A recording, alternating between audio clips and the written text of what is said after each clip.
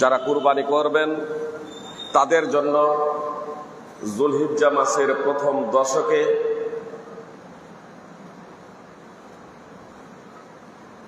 নখ, চুল, ত্বক তথা শরীরের চামড়া কাটা নিষিদ্ধ। যুলহিজ্জা মাসের চাঁদ দেখা থেকে নিয়ে যে ব্যক্তি কুরবানি করবেন, যিনি কুরবানি করবেন, কথা খুব মনোযোগ দিয়ে শুনেন, যিনি কুরবানি করবেন, কুরবানি দাতার জন্য যুলহিজ্জা মাসের প্রথম তারিখ থেকে নিয়ে, যুলহিজ্জা মাস যখন থেকে শুরু হবে অর্থাৎ সন্ধ্যা থেকে যখন থেকে শুরু হয়ে যাচ্ছে তখন থেকে নিয়ে কুরবানি না করা পর্যন্ত নিজের নখ, চুল,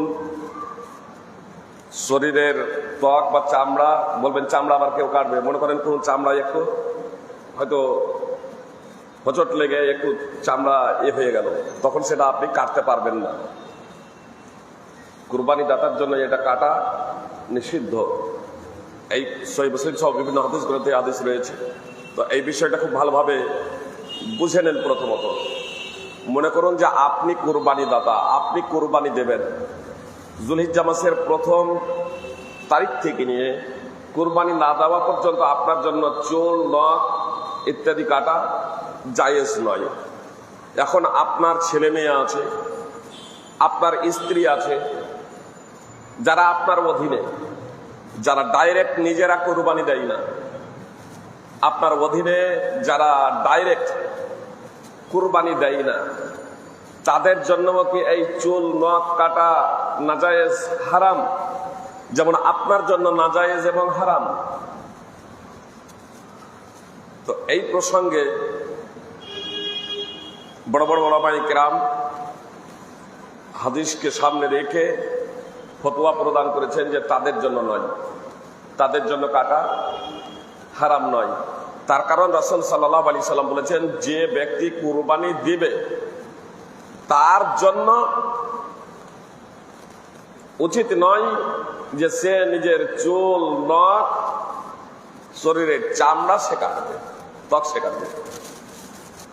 অধীনস্থ ছেলে মেয়ে যারা ছোট, যারা কুরবানি দেয় না, তাদের জন্য এটা নাজায়েজ এবং হারাম নয়। তাহলে তারা যদি বিরত থাকে তাহলে তাদের জন্য ভালো। সুতরাং একটা হাদিস রয়েছে, একজন ব্যক্তি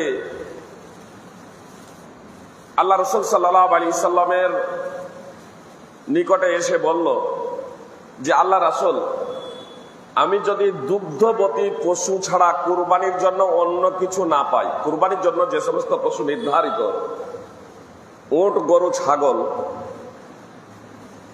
দুম্বা, ভেড়া, এগুলোর মধ্যে দুগ্ধবতী ছাড়া যদি আমি অন্য কিছু না পাই তাহলে আমার করণীয় কি? তাহলে আমি কি করব? তো নবী সাল্লাল্লাহু আলাইহি সাল্লাম বললেন, যখন তিনি বললেন যে আমি কি ওই দুগ্ধবতী পশুটাকেই কুরবানি করে দেব, এ প্রসঙ্গে আপনার অভিমত কি?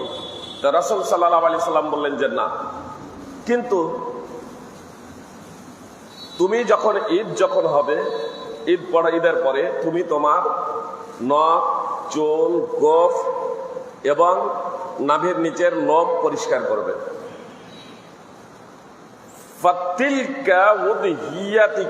ফাতিলকা তামামু উযহিয়াতিকা ইনদাল্লাহ।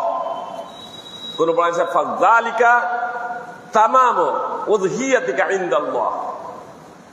তাহলে এটা তোমার জন্য হবে, তাহলে এটা তোমার পূর্ণ কুরবানি হবে আল্লাহ তাআলার নিকটে। এত দ্বারা কি বোঝা গেল?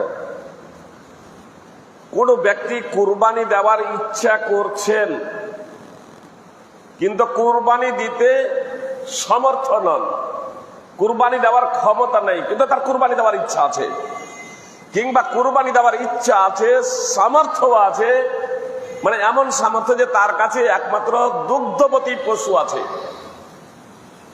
একমাত্র দুগ্ধবতী পশু আছে, এত ব্যতীত তার কাছে আর কোনো পশু নাই, অন্য পশু সে ক্রয় করার সামর্থ্য রাখে না, ক্ষমতা রাখে না। তাহলে এই ধরনের ব্যক্তি কুরবানি না করেই সে তো যুলহিজ্জা মাসের চাঁদ উঠা থেকে নিয়ে নিজের নখ চুল শরীরের চামড়া কাটা থেকে বিরত থাকে এবং ঈদের নামাজের পরে সেগুলো যদি কাটে, তাহলে আল্লাহর নিকটে এটা হবে তার জন্য পূর্ণ একটা কুরবানি। আলহামদুলিল্লাহ। সুনানে আবি দাউদ হাদিস নম্বর 2789, মুসনাদ আহমদ হাদিস নম্বর 6575। উল্লেখ্য, যদিও আল্লামা নাসিরউদ্দিন আলবানী রাহিমাহুল্লাহ হাদিসটিকে যায়ীফ বলে উল্লেখ করেছেন, তবে অন্যান্য মুহাদ্দিসিন কিরাম যেমন শোয়েব আন-নাওয়াত, হাফেজ জুবাইর আলী জাই প্রমুখগণ হাদিসটিকে হাসান তথা বিশুদ্ধ বলে উল্লেখ করেছেন। আর হাদিসটি হাসান হওয়ায় প্রাধান্যযোগ্য, আল্লাহু আলাম। অতএব যাদের আমাদের সামর্থ্য আছে তারা কুরবানি করব, আর যারা কুরবানি করব তারা যুলহিজ্জা মাসের চাঁদ ওঠা থেকে নিয়ে কুরবানি না করা পর্যন্ত আমরা চুল, নখ, গোঁফ ইত্যাদি আমরা কাটবো না ইনশাআল্লাহ। আর যাদের কুরবানি দেওয়ার ক্ষমতা নেই তারাও যদি এইগুলো থেকে বিরত থাকি এবং ঈদের নামাজের পরে কাটি, তাহলে ইনশাআল্লাহ আমরা পূর্ণ কুরবানি করার সওয়াব পেয়ে যাব।